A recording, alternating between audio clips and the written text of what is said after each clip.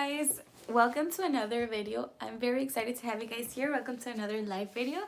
If this is your first time in one of these lives, we make lives every week about the Bible. We read the Bible in these lives. So we read it in consecutive order from Genesis all the way to Revelation. So right now we're going to be reading chapter 18 of Genesis. We're not going to be reading the whole chapter. We're only going to be talking about this part where Abraham, it's basically about Abraham and the three visitors. So the three visitors, which are three angels who come and visit Abraham before they go and destroy Sodom and Gomorrah. So obviously Sodom and Gomorrah, it's like another life. We're going to be talking about that in another life in the next one. But in this one, we're going to be talking about chapter 18 all the way to verse 15, because before the angels go and destroy Sodom and Gomorrah, they will have a conversation with Abraham about his son, Isaac. Remember that if you guys seen the other lives, the past lives, we talked about, well, obviously since the first chapter of Genesis, about the creation, Adam and Eve, Cain and Abel, etc., right? Noah, the Ark of Noah, etc. So you're gonna see that how Abraham and Sarah, they were very old and they wanted to have children. They couldn't have because obviously of their age, and Sarah couldn't have any children even before she was old, right? So right now, God was going to give this message to Abraham that he was gonna have a kid with Sarah, because Abraham had a kid already with Agar, who was a slave, who was Sarah's slave.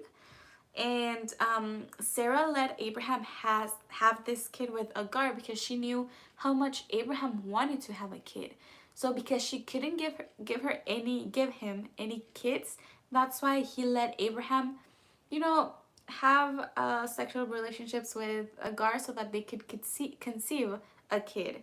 So right now, this is because God promised Abraham that he was gonna give him descendants, like numerous and numerous descendants. So Abraham believed God, and this is very important because we learn about faith in this story. But Sarah thought that it was not going to be through her because she couldn't have any kids. So that's why she let Abraham get together with Agar. So just for that reason, and he had a kid with Agar, but God came and basically told him, no, no, no, no, no. The promise of big descendants, it's going to go through Sarah, not Agar. So let's read chapter 18. It says, "The Lord appeared to Abraham near the great trees of Mamre, while he was sitting at the entrance to his tent in the heat of the day. Abraham looked up and saw three men standing nearby. When he saw them, he hurried from the entrance of his tent to meet them and bowed low to the ground. He said, 'If I have found favor in your eyes, my Lord, do not pass your servants by.'"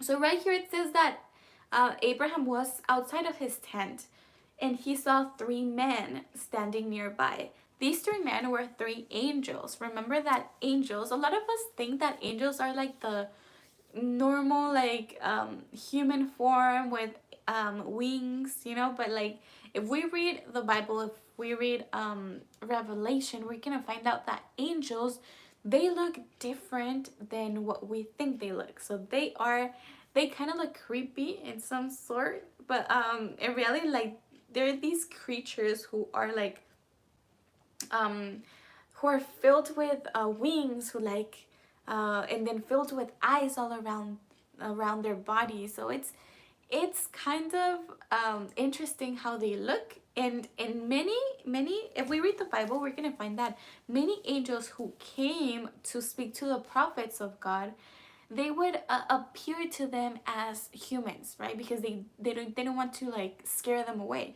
And there's like some stories in the Bible where the angels came and they didn't transformed into human form. They like stayed how they actually looked in reality. And it says that the prophets were very scared and that the angels told them, "Don't be scared.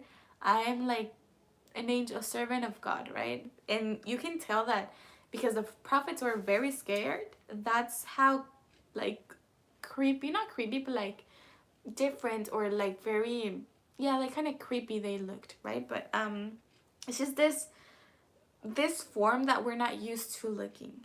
So it says, he said, "If I have found favor in your eyes, my Lord, do not pass your servant by. Let a little water be brought, and then you may all wash your feet and rest under this tree. Let me get you something to eat so you can be refreshed and then go on your way." "Now that you have come to your servant, very well," they answered, "do as you say." So Abraham hurried into the tent and Sarah. So Abraham hurried into the tent to Sarah. "Quick," he said, "get 3 seahs of the finest flour and knead it and bake some bread." Then he ran to the herd and selected a choice, tender calf and gave it to the servant, who hurried to prepare it. He then brought some curds and milk and the calf that had been prepared, and set these before them. While they ate, he stood he stood near them under a tree. "Where is your wife Sarah?" they asked him. There in his tent," he said. Then one of them said, "I will surely return you to you about this time next year, and Sarah your wife will have a son." Now Sarah was listening at the entrance to the tent which was behind him. Abraham and Sarah were already very old, and Sarah was past the age of childbearing. So Sarah laughed to herself as she thought, "After I am worn out and my Lord is old, will I now have the pleasure. Then the Lord said to Abraham, "Why did Sarah laugh and say, 'Will I really have a child now that I'm old?' Is anything too hard for the Lord? I will return to you at the appointed time next year, and Sarah will have a son." Sarah was afraid, so she lied and said, "I did not laugh." But God said, "Yes, you did." Well, obviously, but he said, it says, "Yes, you did." So basically right here, it's very interesting because these 3 messengers from God came, these 3 angels came because they were going to destroy Sodom and Gomorrah. We're going to read that in the next live in chapter 16, where Abraham is like basically pleading for Sodom and Gomorrah to not be destroyed. But before they go on their way to Sodom and Gomorrah, they visited Abraham to tell him that the next year, like at this time next year, when they came and visit him, he was gonna have Isaac in his arms, so his son with Sarah. And it's very interesting because it says that Sarah couldn't believe it, so she laughed. And that's why God is going to tell Abraham that the name of his son has to be Isaac, which means laugh, right? Because of this story that happened. So it's very interesting, and we can see that Sarah couldn't conceive any children because of let me see, it was to show God's glory. Sorry, I have like my notes right here, but it was to show God's glory, right? And we can see this throughout the Bible. A lot of women who couldn't have any children, they were at the end, they had children because of God's glory. We can see this with Sarah, obviously, and then we can see this with Solomon, which the mother of Solomon. We can see it with Rebecca, who was the wife of Isaac. Rebecca couldn't have any kids until like 20 years after they were married, right? They were praying so hard to have kids. And then obviously Rebecca had Jacob and Esau, who Jacob is Israel. Obviously the 12 tribes of Israel come from her. So you see how she couldn't have any children, and at the end she was able to because of God's glory.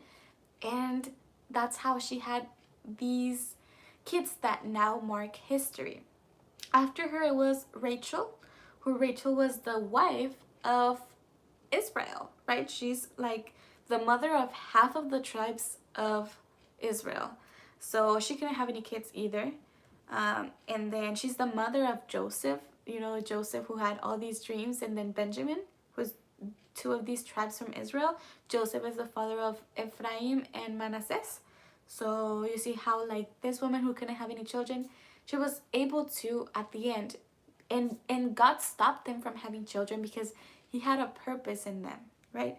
And then Elizabeth. Elizabeth couldn't have any children either. Elizabeth is the mother of John the Baptist. So you see how God, the best prophets, the best men in the Bible, they come from women who couldn't have any children. And at the end, God made this miracle to like let them have children. And in the first place, he stopped them from having, like, he didn't let them have children because he was going to show his glory at the end, right? And this is what happens. And then with Christ, with Yeshua, we see this. Obviously Mary was able to have children, but she was a virgin. So we see this also like supernatural, if you want to see it that way, thing that happened in the Messiahs came from a virgin, right? And with Solomon, Sarah, Rebecca, Rachel, Elizabeth, it was also like a miracle, right? Because they couldn't have children. So yeah, I think this is a very interesting story, very interesting lesson, something we can learn. And in the next slide, we're going to be talking about how God destroyed Sodom and Gomorrah and why. What was the sin of Sodom and Gomorrah, right? So yeah, we're going to be talking about that in the next live next week. So this is it for this week, for this week's lives. God bless you all, and I hope you have a great week. Bye.